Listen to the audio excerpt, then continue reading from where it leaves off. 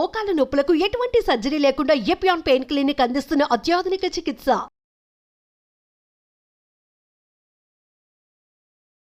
నమస్తే, welcome to Suman TV. చాలామంది obese ఉంటారు. ఆ ఒబేసిటీతో పాటుగా అన్‌కంట్రోల్డ్ షుగర్ కూడా ఉంటుంది. సో, అలాంటి వాళ్ళకి ఒబేసిటీని తగ్గించుకుంటే ఈ షుగర్స్‌ని కూడా కంట్రోల్‌లో పెట్టుకోవచ్చని డాక్టర్స్ చెప్తూ ఉంటారు. అయితే ఒబేసిటీని తగ్గిస్తూ యాజ్ వెల్ యాజ్ అట్లానే మనకి ఈ షుగర్స్‌ని కూడా కంట్రోల్‌లో చేసే టాబ్లెట్స్ కూడా ఈ మధ్యకాలంలో వచ్చే వాటిని కూడా ప్రిస్క్రైబ్ చేస్తూ ఉన్నారు డాక్టర్స్. దీనివల్ల ఎలాంటి బెనిఫిట్స్ ఉంటాయి, ఎలాంటి సైడ్ ఎఫెక్ట్స్ ఉంటాయి, ఈ విషయాల గురించి తెలియజేసేందుకు మనతో పాటు ఉన్నారు డాక్టర్ రవిశంకర్ గారు, endocrinologist from Apollo hospital, Jubilee hills. Hello sir. Hello అండి. సార్, ఒబేసిటీతో బాధపడుతునే వాళ్ళు, సో ఆ ఒబేసిటీతో పాటుగా షుగర్స్ని కూడా కంట్రోల్ చేసుకోవాలంటే ఉన్నటువంటి టాబ్లెట్స్ ఏంటి, ఆ టాబ్లెట్స్ ఎంతవరకు వాళ్ళకి బెనిఫిట్ని చేకూరుస్తాయి? ఈ ప్రశ్నకి సమాధానం చెప్పబోయే ముందు అసలు ఒబేసిటీ అంటే ఏంటి, అసలు దాన్ని ఎందుకు మనం కంట్రోల్ చేసుకోవాలి అని చెప్పి మనం తెలుసుకోవాలి. మనకి సర్వసాధారణంగా భారతదేశంలో ఏంటంటే మంచిగా లావుగా ఉండి బొద్దుగా ఉంటే అందంగా ఉన్నట్టు, చక్కగా ఉన్నట్టు, ఆరోగ్యవంతంగా ఉన్నట్టు కూడా. ఎందుకంటే బుగ్గలు లేకపోయినా, బుగ్గలు లోపలికి పోయినా, లేకపోతే మనిషి సన్నగా ఉన్నా మన దృష్టిలో ఏంటంటే అరే ఆరోగ్యవంతంగా లేడి ఏంటి, చిక్కిపోయాడు ఏంటి, సన్నబడిపోయావేంటి, ఇలా అడుగుతూ ఉంటారు మన చుట్టాలు కూడా. ఇది సర్వసాధారణంగా మనం వినేటువంటి పదం. ఇది చిక్కిపోయావు, సన్నబడిపోయావు, ఏంటి ఎలా అయిపోయావు, పాడైపోయావు, ఇలా అంటూ ఉంటారు. ఇది సన్నబడినావు. కానీ చాలామంది తెలియనటువంటి విషయం ఏంటంటే లావుగా ఉన్నంత మాత్రం ఆరోగ్యంగా ఉన్నట్టు కాదు. ఇన్ఫ్యాక్ట్ లావుగా ఉంటే రకరకాలైనటువంటి శరీర సమస్యల్ని మనం ఒక చోట పెట్టుకున్నట్టు. ఎందుకు అని కనుక చూసినట్లయితే పైనుంచి కింద దాకా top to brain stroke risk ఎక్కువగా ఉంటుంది. ఓకే, డిమెన్షియా రిస్క్ ఎక్కువగా ఉంటుంది, అంటే మతిమరుపు వ్యాధి వచ్చేటువంటి రిస్క్ ఎక్కువగా ఉంటుంది, ఇది ఉపకాయం ఉండేటువంటి వాళ్ళలో. ఇంకా కనుక చూసుకుంటూ పోయినట్లయితే కనుక blood pressure, high cholesterol, heart problems, sleep apnoea, అంటే ఒక్కొక్క ఆర్గన్ కనుక చూసుకుంటూ పోయినట్లయితే fatty liver, gall stones, okay, kidney problems, okay, osteoarthritis అంటే ఏంటి, అరిగిపోయి నీస్ మనం నడవటం కష్టంగా ఉంటాం, గౌట్, ఓకే, ఇట్లా రకరకాలైనటువంటి సమస్యలు. డయాబెటీస్ అన్నిటికన్నా ముఖ్యమైన షుగర్ దగ్గర నుంచి అన్ని సమస్యలు కూడా ఒబేసిటీ వల్ల వచ్చేటువంటి సమస్యలు. కాబట్టి మనం ఒబేసిటీకి దూరంగా ఉండాలి. కాబట్టి దానికి సంబంధించినటువంటి జాగ్రత్తలు మనం తీసుకోవాలి. ఒబేసిటీ వల్ల డయాబెటీస్ వస్తుంది, ముఖ్యంగా టైప్ 2 డయాబెటీస్ వస్తుందని చెప్పి మనందరికీ తెలుసు. కాబట్టి మనం టైప్ 2 డయాబెటీస్ విషయానికి వచ్చినట్లయితే, టైప్ 2 డయాబెటీస్కి మందులు వాడుతున్నట్లయితే మనం ఒబేసిటీని కూడా కొంతమేర కన్నా తగ్గించుకోగలిగితే ఆ మందుల ద్వారా లేదా సెపరేట్ మందుల ద్వారా డెఫినెట్గా ఈ షుగర్ వ్యాధి కంట్రోల్ అవడంతో పాటు ఇంతకుముందు మనం చెప్పుకున్నటువంటి సమస్యలు కూడా కంట్రోల్కి వస్తాయి. కాబట్టి మనం చేయాల్సింది ఏంటంటే డయాబెటీస్కి మందులు వాడుకునేటప్పుడు ఆ మందులు మన బరువు మీద ఎలాంటి ఎఫెక్ట్ చూపిస్తున్నాయి అనేది కూడా తెలుసుకోవాలి. అలా కాకుండా మనం డయాబెటీస్కి వాడేటువంటి మందులు వెయిట్ని కనుక పెంచుతున్నాయి అనుకోండి, ఇన్సులిన్ కానీ లేకపోతే సల్ఫనైల్ యూరస్ కానీ, షుగర్ అయితే కంట్రోల్ అవుతుంది. కానీ డయాబెటీస్ వచ్చిన వాళ్ళు వెయిట్ తగ్గుతారు అని చెప్తుంటారు, వెయిట్ లాస్ అవుతూ ఉంటారు. అది వేరే విషయం, నేను చెప్తాను. అన్కంట్రోల్డ్ బ్లడ్ షుగర్ లెవెల్స్ ఉండి విపరీతంగా 300, 400 కనుక రన్ అవుతుంటే యూరిన్లో షుగర్ వెళ్ళిపోతూ ఉంటుంది. కాబట్టి దానివల్ల టెంపరీగా వెయిట్ లాస్ ఉంటుంది. కానీ అది చాలా very bad way of losing weight. Okay, అంటే బాడీ అనేది ఒక కెటబాలిక్ స్టేట్లోకి వెళ్ళిపోవటం వల్ల వెయిట్ లూజ్ అవుతున్నారు. ఓకే, అక్కడ మజిల్ ఎక్కువగా పోతూ ఉంటుంది కూడా. ఓకే, అది వేరు, అది very bad way of losing weight అనమాట. అది కాకుండా నేను చెప్పొచ్చేది ఏంటంటే ముఖ్యంగా మన శరీరంలో ఫ్యాట్ ఏదైతే ఉందో అది పోగొట్టుకునేటువంటి వెయిట్ లాస్ మంచిది. మన శరీరంలో వెయిట్ లాస్ అప్పుడు మనం ముఖ్యంగా చేయాల్సింది ఏంటంటే మన యొక్క మజిల్నేమో కాపాడుకోవాలి, మనం చేయాల్సింది మన ఫ్యాట్నేమో తగ్గించుకోవాలి. అలా కాకుండా ఫ్యాట్ తగ్గించుకునే క్రమంలో మజిల్ని కూడా పోగొట్టుకున్నాం అనుకోండి, అది not a good way to lose weight. ఎంతో కొంత మజిల్ పోకుండా వెయిట్ తగ్గడం అనేది ఇంపాసిబుల్. కాబట్టి మనం వెయిట్ లాస్కి మెడికేషన్స్ ద్వారా అయినా లేకపోతే మనం డైట్ ద్వారా అయినా కూడా మనం చేయాల్సింది ఏంటంటే దాంతోపాటు కంటిన్యూస్గా ఎక్సర్సైజ్ చేయాలి. దాన్ని రెసిస్టెన్స్ ట్రైనింగ్ అని చెప్తూ ఉంటాం, అట్లనే వెయిట్ ట్రైనింగ్ అని చెప్తూ ఉంటారు. కాబట్టి ఈ మజిల్ మనం కనుక కోల్పోతూ ఉన్నట్లయితే ఆ వెయిట్ లూజ్ అయ్యేటువంటి క్రమంలో మంచి కన్నా చెడుకు జరగచ్చు. కాబట్టి మనం ఫ్యాట్నేమో కోల్పోవాలి, మజిల్నేమో గెయిన్ అవ్వాలి. ఎట్లా అది? కొన్ని సందర్భాల్లో డైట్ ద్వారా మాత్రమే అది చేయొచ్చు. డైట్ చేస్తూ మనం కనుక జిమ్కి వెళ్ళి సరిగ్గా కనుక ఎక్సర్సైజ్ చేస్తున్నట్లయితే, ఏది ఇంతకుముందు మనం చెప్పుకున్నాం కదా, వెయిట్స్ కానీ రెసిస్టెన్స్ ట్రైనింగ్ అని ఏదైతే చెప్తున్నామో కనుక చేసినట్లయితే మీకు ఆటోమేటిక్గా మజిల్ బిల్డప్ అవుతుంది, ఫ్యాట్ తగ్గుతూ ఉంటుంది. అది ఒక విధానం.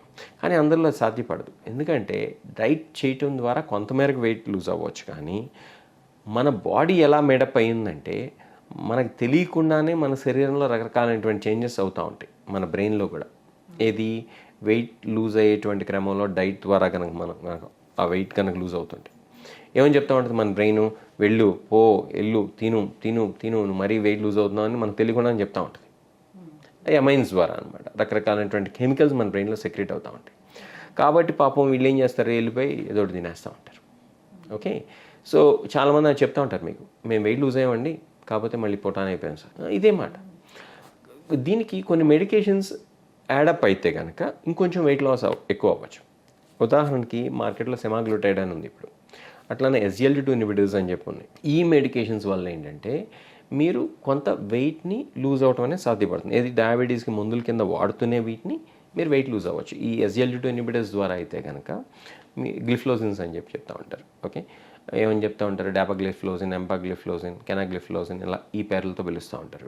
వీటి వల్ల 2-3 కిలోలు బరువు తగ్గచ్చు. అదే కాకుండా ఇంతకుముందు మనం చెప్పుకున్నటువంటి వేరే మెడికేషన్స్ అని చెప్పాను కదా మీరు, ఇది సెమాగ్లూటైడ్ అని చెప్పి, దాని ద్వారా అయితే కనుక మీరు 5 to 7 కిలోస్ వెయిట్ లాస్ అవ్వచ్చు.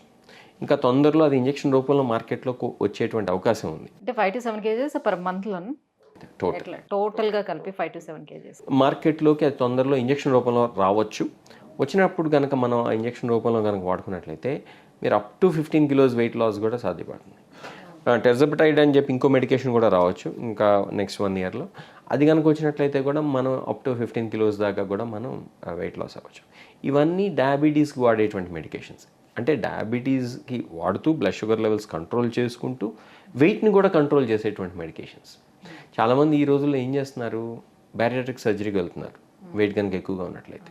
ఎందుకు, అరే మనం ఒక స్టేజ్ తర్వాత మనం వెయిట్ లూజ్ కాలేము డైట్ ద్వారా, ఎక్సర్సైజ్ ద్వారా, లైఫ్ స్టైల్ చేంజెస్ ద్వారా అని చెప్పి తప్పనిసరి పరిస్థితుల్లో బ్యారియాట్రిక్ సర్జరీకి వెళ్తున్నారు. బ్యారియాట్రిక్ సర్జరీకి వెళ్లకుండానే మెడికేషన్స్ ద్వారా 15 కిలోలు బరువు కోల్పోయేటువంటి అవకాశం ఈ మందుల ద్వారా ఉంది. ఆల్రెడీ యూఎస్లో అందుబాటులో ఉన్నాయి, యూరోప్లో కూడా.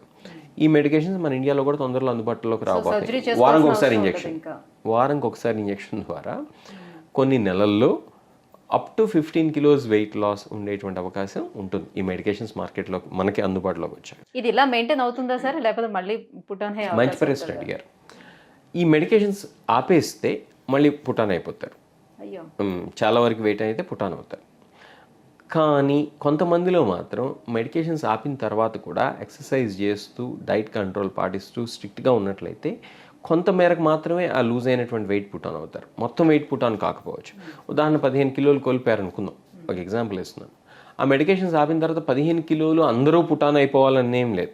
కొంతమంది అయితే పుటాన్ అవుతారు, కొంతమంది అయితే పుటాన్ కారు, అంతా కొంతమేరకే పుటాన్ అవుతారు. ఎంత మేరకి ఎవరు పుటాన్ అవుతారు అనే దానికి లాంగ్ టర్మ్ స్టడీస్ ఇంకా లేవు. లాంగ్ టర్మ్ స్టడీస్లో మనకు తెలిసినటువంటి అంశం ఇప్పటికైతే ఇది, ఏమని ఆపేస్తే కనుక వెయిట్ పుటాన్ అవుతారు ఆ కోల్పోయినటువంటి వెయిట్ని అని. కానీ అందరూ అన్ని కిలోస్ అయితే పుటాన్ కారు. సో ఈ మెడిసిన్స్ వల్ల అందరికీ పడతాయి అంటారా, లేకపోతే ఏమైనా కొంతమందికి సైడ్ ఎఫెక్ట్స్ ఏమైనా? మంచి ప్రశ్న అడిగారు. ప్రతి ట్యాబ్లెట్కి సైడ్ ఎఫెక్ట్ ఉంటుంది. పారాసెటమాల్కి కూడా సైడ్ ఎఫెక్ట్ ఉంటుంది. సైడ్ ఎఫెక్ట్ లేనటువంటి ట్యాబ్లెట్ అనేది ప్రపంచంలో ఎక్కడా లేదు. ఎందుకంటే at the end of the day ఇవన్నీ కూడా మెడిసిన్స్ కాబట్టి. మెడిసిన్ అంటే ఏంటి, ఒక రకమైనటువంటి కెమికల్. ఓకే, న్యాచురల్గా రానివ్వండి, సింథటిక్ ఫామ్లో రానివ్వండి, అది ఒక పని చేయడానికి తయారైనటువంటి ఒక కెమికల్.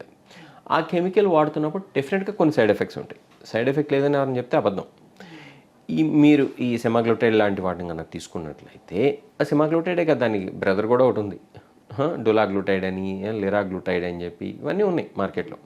వీటన్నిటి కూడా ఎంతో కొంత సైడ్ ఎఫెక్ట్స్ ఉంటాయి. ఏం సైడ్ ఎఫెక్ట్స్ అంటే మెయిన్గా నాజియా, అంటే వామిటింగ్ సెన్సేషన్, వికారంగా ఉండటం, వామిటింగ్స్ కావటం, tummy upset, okay, loose stools, bloating, ఇట్లాంటివి అందరిలో రావు. బట్ చాలా మందిలో అయితే కనుక వస్తూ ఉంటాయి. కంటిన్యూస్గా ఉంటాయి అంటే ఉండవు, ఇనీషియల్ ఫ్యూ వీక్స్లో ఉంటాయి, దానంతట అవే సబ్సెట్ అవుతాయి. ఎలా మరి వీటిని తక్కువగా ఉండేట్టు చూసుకోవాలి ఈ సెమాగ్లూటైడ్ లాంటివి వాడుతున్నప్పుడు అని కనుక చూసినట్లయితే, మనం తక్కువ ఫుడ్ని ఎక్కువసార్లు తీసుకున్నట్లయితే ఆ సైడ్ ఎఫెక్ట్స్ తక్కువగా ఉంటాయి. అలా కాకుండా ఒకేసారి ఎక్కువగా కనుక తీసుకున్నట్లయితే మనకి ఆ ప్రాబ్లం ఎక్కువగా ఉంటుంది. కాబట్టి తక్కువ ఫుడ్ ఎక్కువసార్లు తీసుకోవాలి. ఇది ఈ ట్యాబ్లెట్స్ లాంటివి వాడుతున్నప్పుడు, లేదా ఇంజెక్షన్ రూపంలో ఇవి వాడుతున్నప్పుడు, ఈ సెమాగ్లూటైడ్ లాంటివి. ఇది ఒక క్లాస్ ఆఫ్ మెడికేషన్స్. ఇవి కాకుండా SGLT2 ఇన్హిబిటర్స్ విషయానికి వచ్చినట్లయితే SGLT2 ఇన్హిబిటర్స్ అంటే ఇంతకుముందు చెప్పుకున్నాం కదా, డెపాగ్లిఫ్లోజిన్, ఎంపాగ్లిఫ్లోజిన్, కెనాగ్లిఫ్లోజిన్ ఇట్లా. వీటికి సైడ్ ఎఫెక్ట్స్ ఏంటంటే ఇవి ఫంగల్ ఇన్ఫెక్షన్స్ రిస్క్ని పెంచుతాయి. ఎట్లాంటి ఫంగల్ ఇన్ఫెక్షన్స్? ప్రైవేట్ పార్ట్స్లో, యూరిన్ పోసే దగ్గర. ఆడవాళ్ళల్లో అయితే కనుక మనకి క్యాండిడా ఇన్ఫెక్షన్ లాంటివి, మగవాళ్ళల్లో అయితే కనుక థ్రష్ అని చెప్తూ ఉంటారు ఆడవాళ్ళు, ఇది వైట్ డిశ్చార్జ్ అని చెప్తూ ఉంటారు. మగవాళ్ళు అయితే కనుక బెల్నోపోస్టైటిస్ అని చెప్పి, అంటే యూరిన్ పోసుకునే దగ్గర తెల్లగా రావటం, ఫంగల్ ఇన్ఫెక్షన్ లాగా రావటం, ఇట్లాంటి సైడ్ ఎఫెక్ట్స్ ఉంటాయి. ఇవే కాకుండా యూరినరీ ట్రాక్ట్ ఇన్ఫెక్షన్స్ కూడా కొంతమేరకు పెరగచ్చు. ఓకే, ఎవరిలో? మగవాళ్ళలో, ఆడవాళ్ళలో కూడా SGLT2 ఇన్హిబిటర్స్ వాడేటప్పుడు. కాబట్టి ఏంటంటే వాళ్ళు హైజీన్ని ఎక్కువగా మెయింటైన్ చేయాలి, నీట్నెస్ని ఇంకొంచెం ఎక్కువగా మెయింటైన్ చేయాల్సి ఉంటుంది. కాబట్టి ఇటువంటి జాగ్రత్తలు కనుక పాటించినట్లయితే ఇంతకుముందు మనం చెప్పుకున్నటువంటి వెయిట్ లాస్, దాంతోపాటు ఎలాగో షుగర్ కంట్రోల్ ఉంటుంది కాబట్టి ఈ రెండింటినీ కూడా డయాబెటీస్ మందుల ద్వారా కొంతమేరకన్నా అచీవ్ చేయొచ్చు. Right, thank you sir, thank you so much. Take care.